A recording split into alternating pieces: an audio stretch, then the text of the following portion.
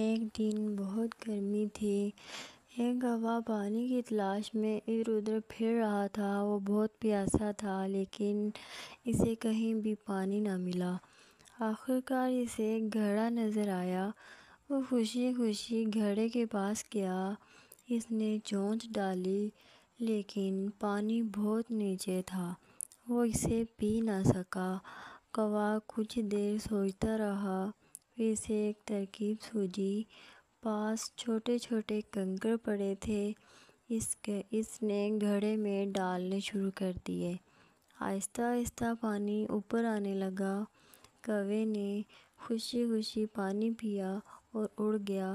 اس کی پیاس بجھ گئی۔ سبق: عقل اور محنت سے ہر مشکل آسان ہو جاتی ہے۔